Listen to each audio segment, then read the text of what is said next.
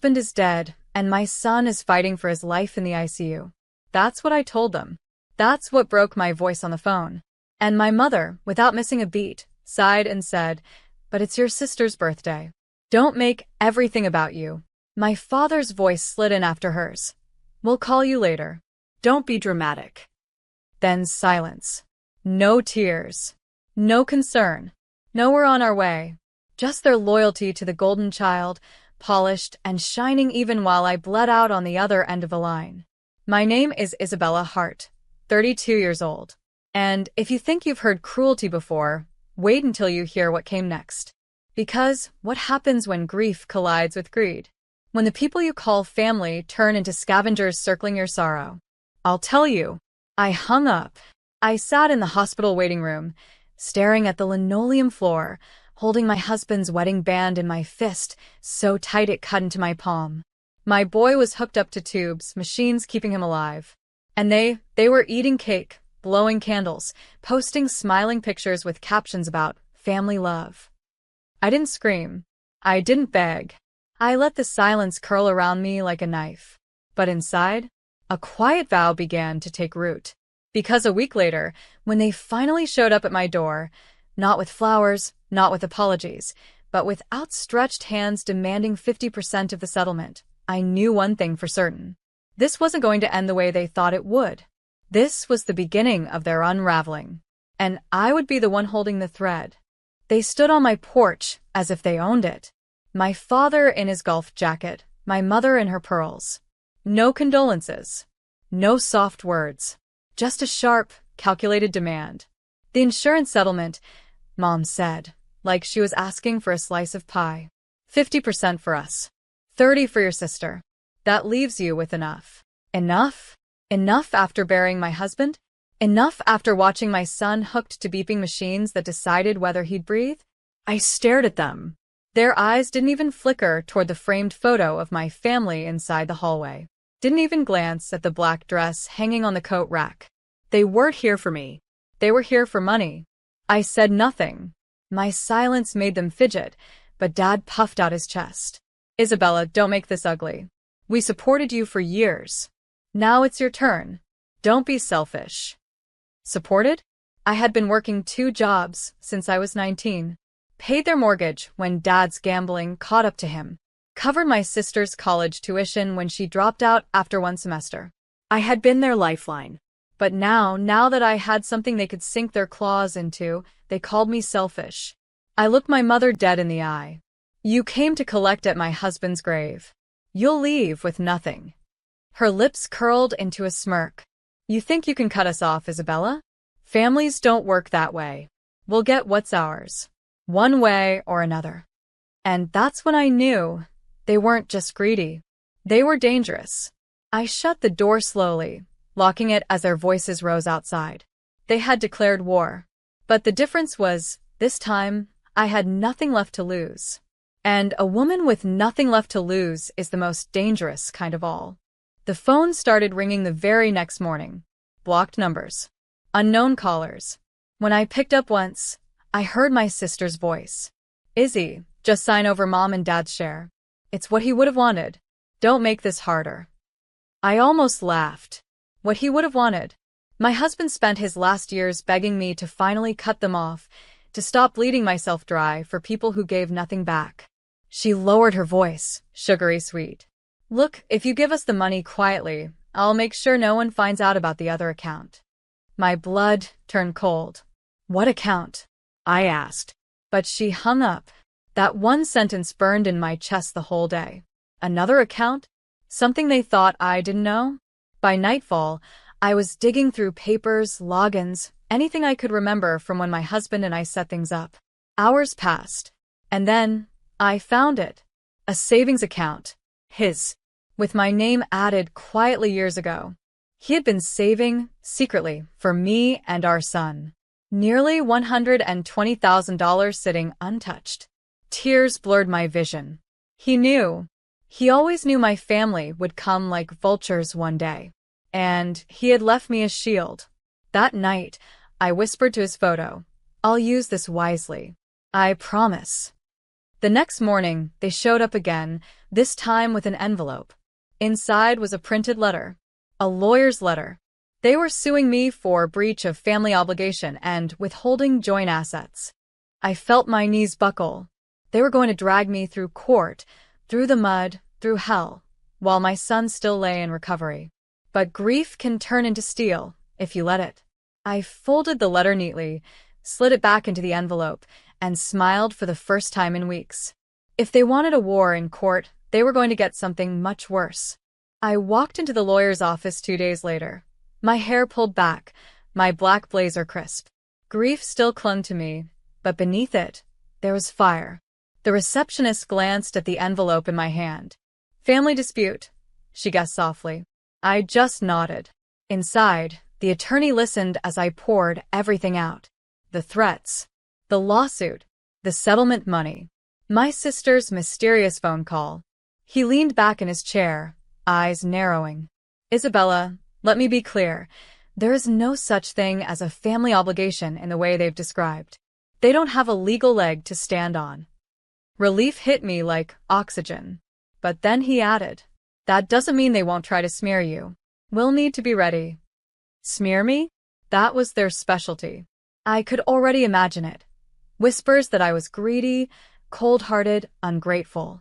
But this time, I had proof. I slid over a folder I had prepared the night before. Bank transfers. Texts where they admitted using my savings for my sister's modeling career. Receipts for the mortgage payments I had made on their house. He flipped through them, whistling under his breath. "You've basically funded their lives for over a decade." "Exactly," I said flatly. "And now they want to destroy mine." He tapped the desk. "We won't just defend. We'll counter. Fraud. Misuse of funds. Financial exploitation. They won't see it coming." For the first time in years, I felt power shift back into my hands. As I left the office, my phone buzzed. A message from my father. "Last chance. Sign over the money before we ruin you." I stared at it, then typed back 3 words. "See you soon." The fight was no longer about money. It was about dignity, about truth, about finally ending the chokehold they had on me. And deep down I knew, this court battle wouldn't just expose them. It would bury their perfect family image forever. The court date arrived faster than I expected. Walking into that marble-floored room, I felt the weight of every humiliation they'd piled on me since childhood. The whispered insults, the laughter, the "you'll never be enough." Now, for once, it was all going to be on record. They sat across the aisle, my parents, stiff in their press suits, my sister smug in designer heels I knew she hadn't paid for. My mother wouldn't even look at me. My father smirked, like victory was already his. But when the judge asked for opening statements, my attorney stood tall and precise. He began not with my settlement, but with their history. The financial exploitation. The mortgage payments in my name. The savings they drained. The grocery store, jokes at weddings while I quietly paid their bills. Every receipt flashed on the screen behind him. Gasps echoed. Even the judge's eyebrow arched. My mother's face drained of color. My father's smirk cracked. My sister clenched her fists, whispering furiously to their lawyer. When it was their turn, their attorney stumbled through excuses. Family contributions, informal agreements, mutual understanding. But the documents shredded every word. And then, my lawyer dropped the final piece, the $120,000 hidden account my husband had created. I explained how he'd quietly saved it, knowing one day my family would try to bleed me dry. My voice shook, but I didn't cry. "I didn't just lose my husband," I said, my eyes burning into theirs. "I lost the one person who protected me from you. But he left me the strength and the proof to end this now." Silence fell heavy. The judge leaned forward. "Based on evidence provided, the court sees clear financial abuse and exploitation. This case isn't about entitlement. It's about manipulation." My parents' lawyer tried to protest, but it was drowned out by the sound of the gavel striking. Dismissed. But this wasn't over, not for me, because I had one more move. A move that wouldn't just clear my name. It would rewrite my place in the family forever. The courthouse steps felt like a stage. Reporters weren't there for me, but for another case. Still, cameras lingered. And I let them. Because while my parents scrambled to cover their shame, I pulled out a folder. Inside, a press statement. Signed by me. Headline ready. Woman's family sues her for dead husband's settlement. Evidence reveals years of exploitation. I'd given copies to 2 reporters before my mother even reached the bottom step. By the time she did, microphones were already pointed at her. Mrs. Carter, did you really demand 50% of your daughter's settlement the week her husband died? Her mouth opened. Shut. Opened again. Dad shoved past, red-faced. No comment. But the questions followed them down the street like hungry wolves. That night, my phone buzzed nonstop. Friends. Neighbors. Old coworkers. We saw the story. We never knew. My family had always painted me as the failure, the burden, the stain. Now the world saw them for what they were. When my sister finally called, her voice was venom. You've ruined us, Isabella. No one wants to work with me now. Our friends won't even answer our calls. I let her rage. Then I said quietly, you did that yourselves. I just stopped cleaning up your mess. Click. The silence after was sweeter than any applause. I stood by my window, looking out at the night city lights. For the first time in years, I wasn't trembling. But deep inside, I knew this wasn't just revenge. This was a rebirth. And the final act, the one they'd never see coming, was still waiting. The fallout spread like wildfire. By the end of the week, my parents' friends had vanished. The same people who used to toast them at weddings, laugh at their jokes, and mock me behind my back, now avoided them like a sickness. My sister's modeling contacts? Gone. One by one, contracts pulled out, citing bad publicity and reputation risk. Her face, once all over social media, was suddenly absent from every campaign. Meanwhile, I was building something. Quietly, steadily. The insurance settlement, combined with my husband's hidden savings, wasn't just survival money. It was seed money. I invested, carefully, real estate, tech startups, medical research in his honor. Within months, the returns began to grow. And word spread, not about their greed, but about my strength.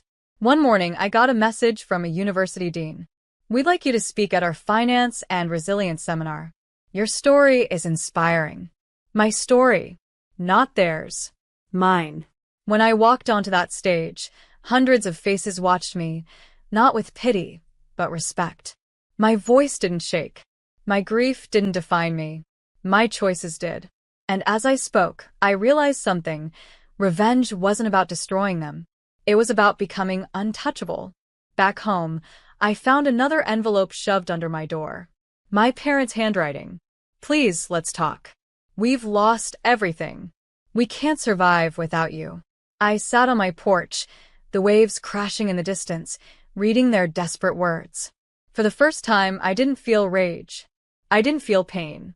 I felt free. Because I knew exactly what tomorrow's move would be. The one that would seal my peace forever. I met them at the cafe, they suggested. Neutral ground, public, safe. They arrived early, faces pale, clothes wrinkled, eyes desperate. Dad spoke first. Isabella, we were wrong. We should have supported you. We need your help now. Mom's voice cracked. We're losing the house. We can't pay the debts. Please, just a little. I stirred my coffee slowly. Let the silence stretch. Then I placed a folder on the table. Inside were documents. Legal. Final. Here's what I can give you, I said evenly. Not money. Not another sacrifice. But the truth. They glanced down. Deeds. Titles. Every asset I'd purchased. My name. My son's name. Nothing theirs. You're no longer my responsibility, I whispered. You made that choice when you said my husband's death didn't matter. Their eyes brimmed with tears. But I didn't feel cruelty, only clarity. I stood, sliding my chair back. The entire cafe had gone quiet. People watched. Judged. As I walked toward the door, I paused. Looked back once. You taught me what family should be. For that, I'll always remember you. But my life belongs to me now. And I left them there alone, cornered by their own greed, staring at the reflection of everything they lost. Outside, the air felt lighter. My son's laughter, waiting at home, was the only sound I needed. It wasn't revenge that fueled me anymore. It was peace. And that peace was permanent.